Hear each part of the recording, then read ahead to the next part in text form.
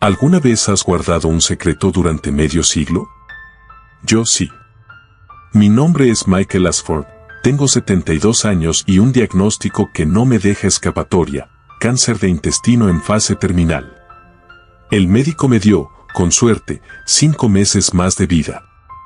Después de tanto tiempo en silencio, ya no me importa lo que digan las leyes ni si alguien decide creerme o no. Lo único que quiero es soltar esta carga.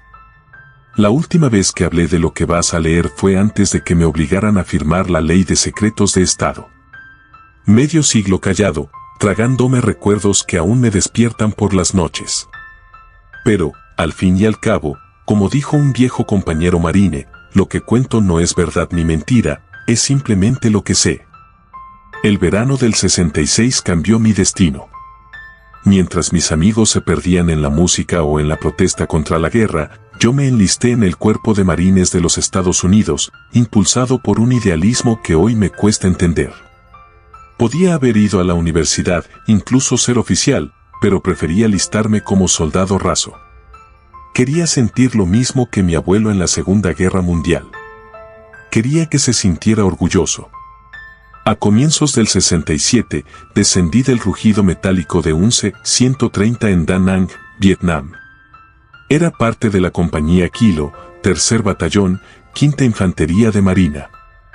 El calor sofocante nos golpeó en la cara, pero no fue lo único. Al pie de la pista, bolsas verde oliva llenas de cadáveres nos esperaban. No tardé en comprender que éramos reemplazos, simples piezas en un engranaje que devoraba vidas.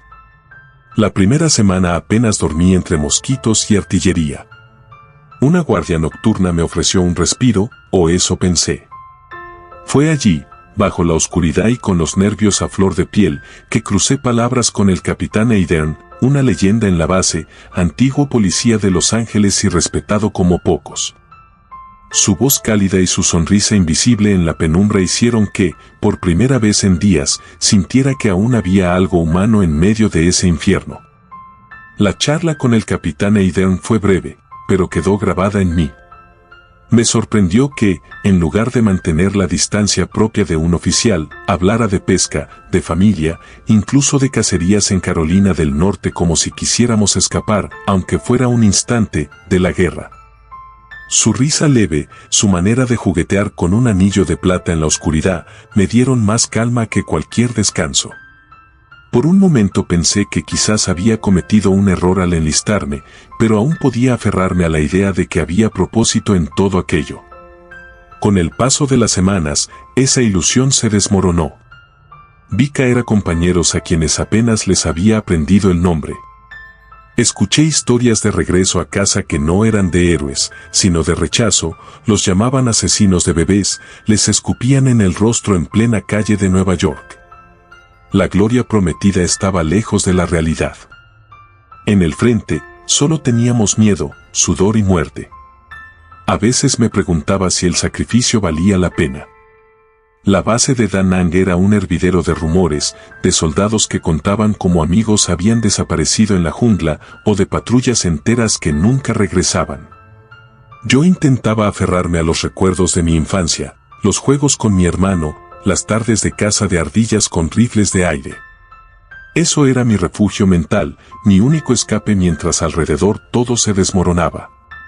Y sin embargo, a pesar del caos, había momentos de humanidad. La forma en que los marines compartíamos un cigarrillo bajo fuego enemigo, las risas nerviosas después de sobrevivir a una emboscada, o esas charlas en la penumbra con Eidern. Todo eso me mantuvo de pie. Lo que nadie sabe, y lo que hasta ahora callé, es que hubo episodios que jamás fueron reportados. No todo lo que vivimos quedó en documentos oficiales.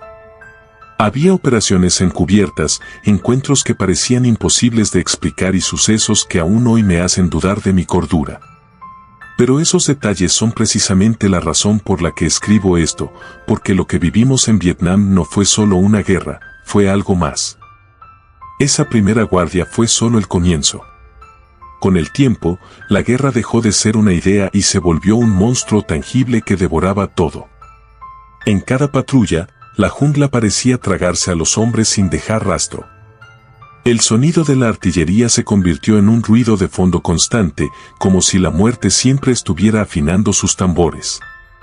Los veteranos del pelotón hablaban con amargura. Decían que en casa ya no éramos soldados, sino criminales disfrazados de uniforme.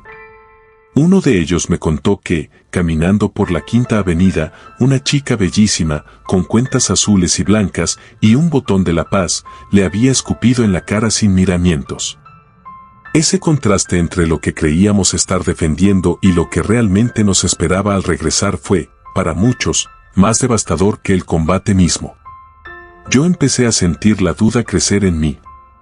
Cada día me preguntaba qué hacía allí, qué sentido tenía seguir arriesgando la vida cuando la gloria prometida se había convertido en desprecio. Y aún así, no podía dejar de pensar en mi abuelo. Me repetía que debía ser fuerte, que mi deber era honrar su memoria, aunque todo en mi interior gritara lo contrario. Una medianoche, mientras la base se hundía en un silencio extraño, lo vi, una figura se acercaba en la oscuridad.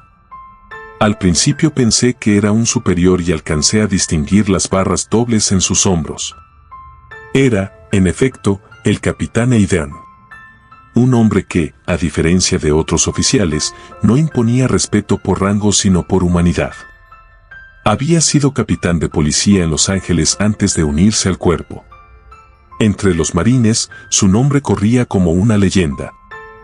«Bonita noche para estar en guardia, ¿eh?», dijo con tono ligero. No podía ver su rostro, pero su voz tenía una calidez que lo hacía cercano. Me sorprendió cuando preguntó por mi apellido. Ashford, repitió, como saboreando las sílabas. Me dijo que era un viejo apellido inglés, y preguntó de dónde era yo. Respondí con cierta timidez, de Carolina del Norte, señor.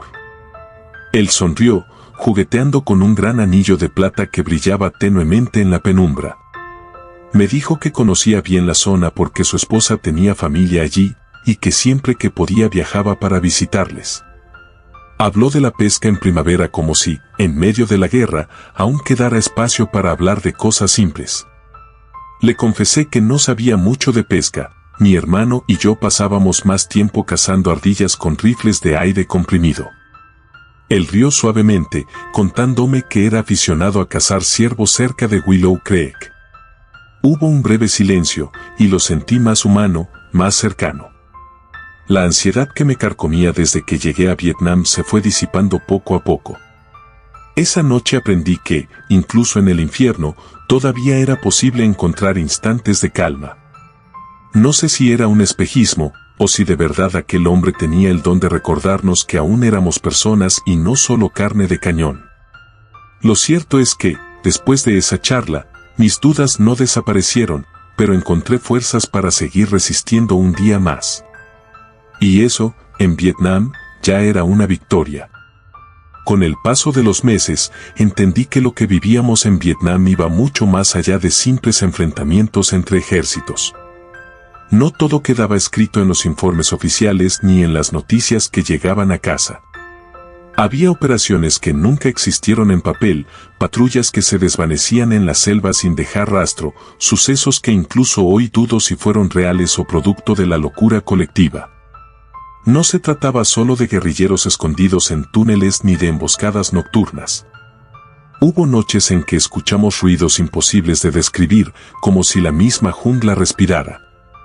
Otros juraban haber visto luces desplazándose entre los árboles, moviéndose de un modo que ningún helicóptero o bengala podía imitar. Algunos hombres desaparecieron sin que se encontrara un cuerpo, ni rastro de lucha, ni siquiera sangre. Oficialmente, quedaron registrados como perdidos en combate. Pero los que estuvimos allí sabemos que no era tan simple.